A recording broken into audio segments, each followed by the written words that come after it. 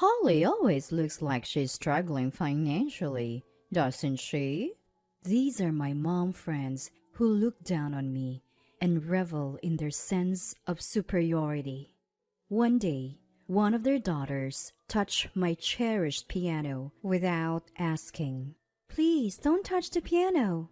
If you're going to make a fuss over your piano, then take this. After spilling coffee on it, their faces change when they learn the truth. I am Holly. I enrolled my daughter, who just turned 3, in preschool.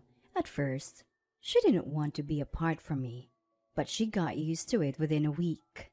I feel a bit lonely, but I'm happy to see her grow.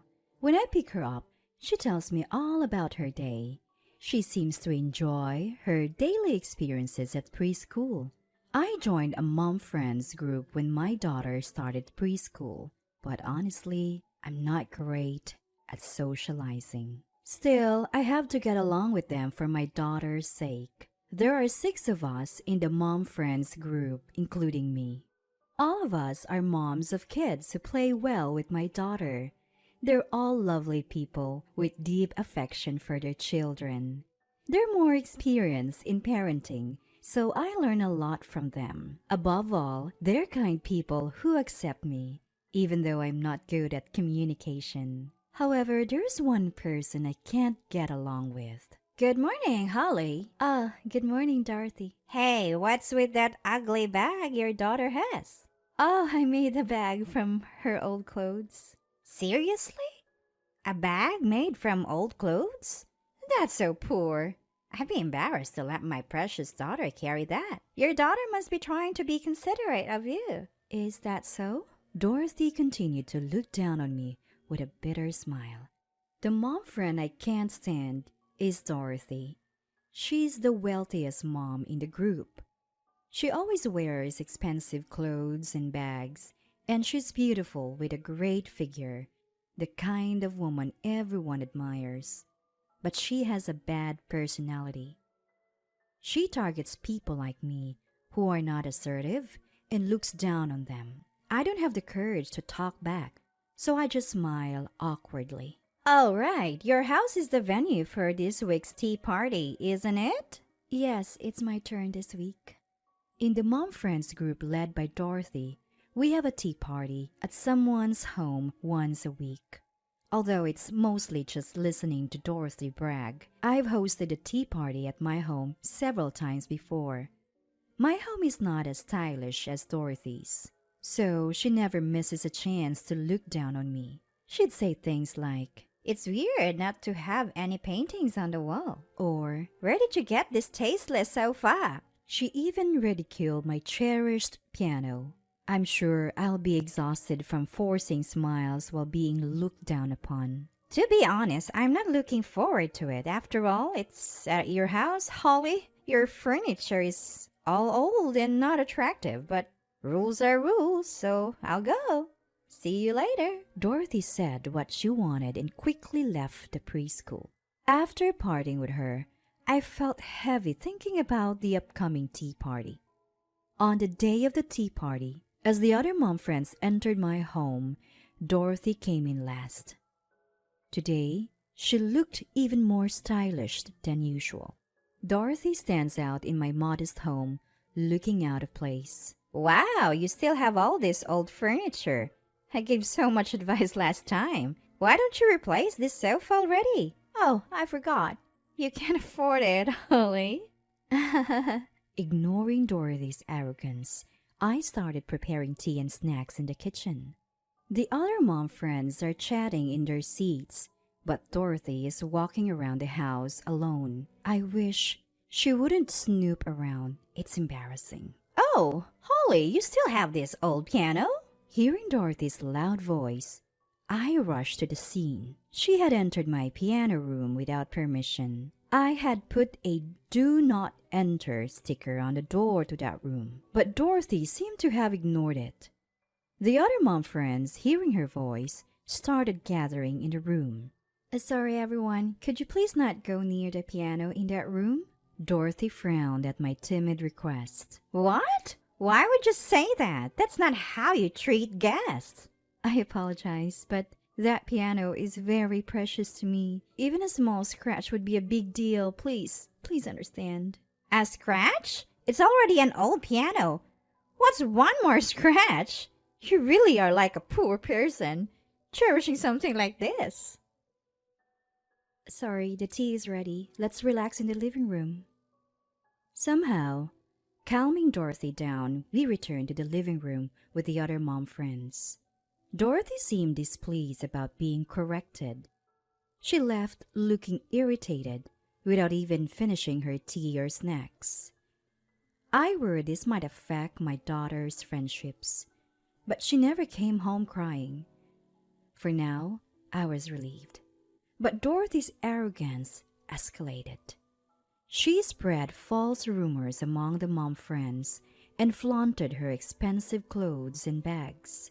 She even looked down on my husband's income and my daughter's appearance. I don't mind being looked down upon, but it's uncomfortable when she speaks ill of my daughter and husband. I told her to stop, but it didn't seem to have much effect. A month passed like this, and it was my turn to host the tea party again. I welcomed the usual mom friends, but Dorothy hadn't arrived yet. According to the others, she would be late. We decided to start the tea party without her. Without someone bragging, it was surprisingly peaceful. I was talking without tension for the first time in. But she never came home crying. It was probably Dorothy. I got up and opened the door. Sorry, I'm late. I was picking up my daughter from daycare. Dorothy was holding a little girl about 2 years old. Thank you for coming, Dorothy. Is your daughter joining us? Do you have a problem with that? No, I just wasn't expecting it. It's none of your business. Let us in. Sure. Sorry. Dorothy's daughter ran into the house as soon as they entered. As I tried to stop her, Dorothy pulled my arm. She's fine on her own. She's a good girl. But what if she gets hurt? Do you have anything dangerous lying around?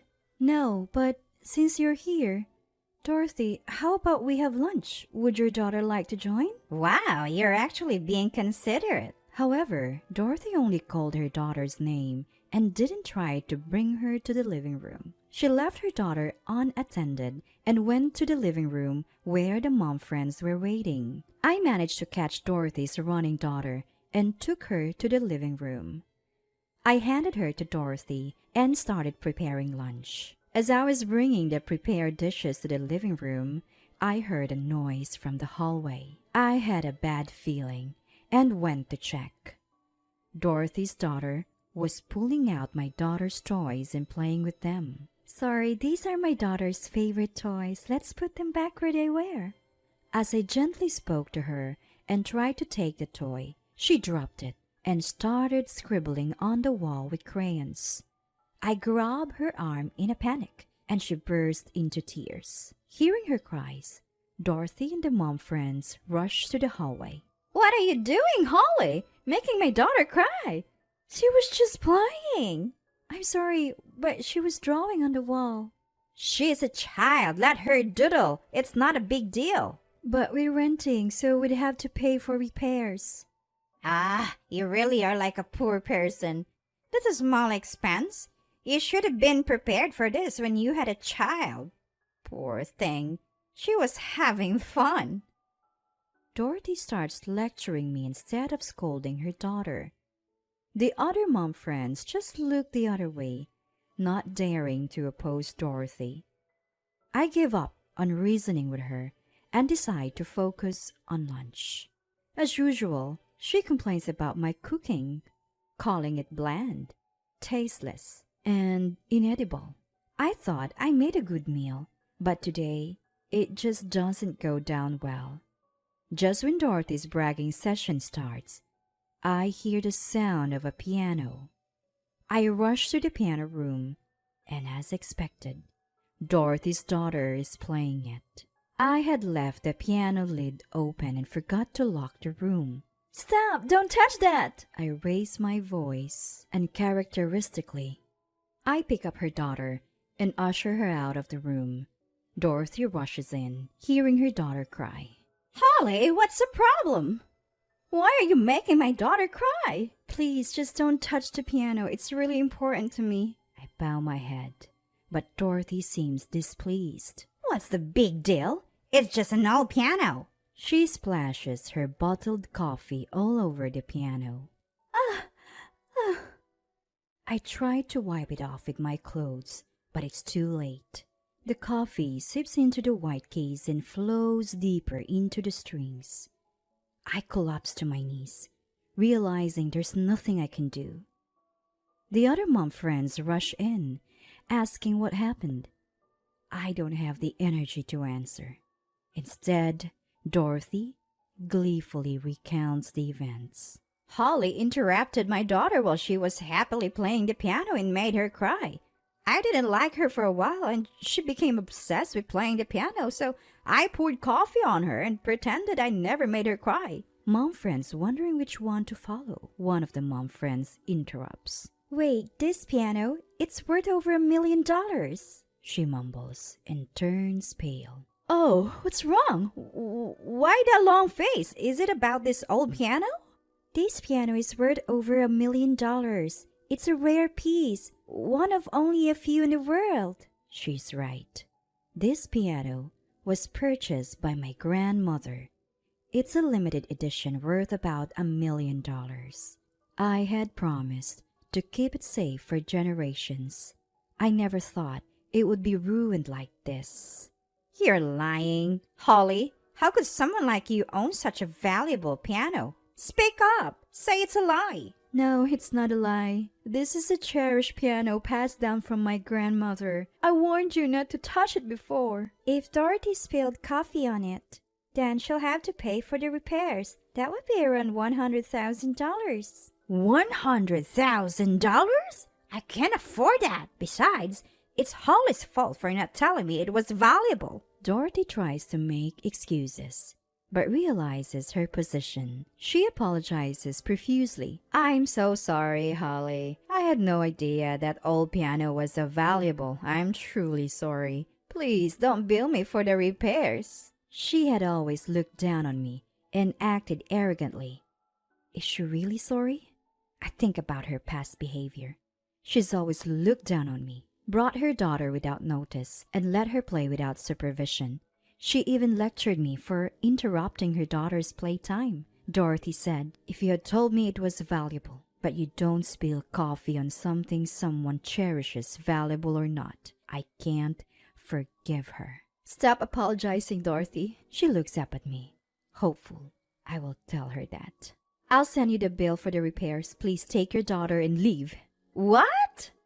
She stands there stunned. I point to the door, and the other mom friend escort her out. The tea party ends. I later bill Dorothy for the repairs.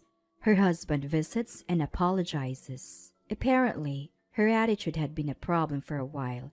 He says he is being looked at in a negative light because of this incident. She starts working to pay off the debt and stops attending tea parties. I make sure to lock the piano room from then on. Since then, the piano has been beautifully restored, and in order to prevent such a tragedy from happening again, he has developed a habit of turning the doorknob to make sure the room is securely locked. I resent my inability and wish I had done this from the beginning.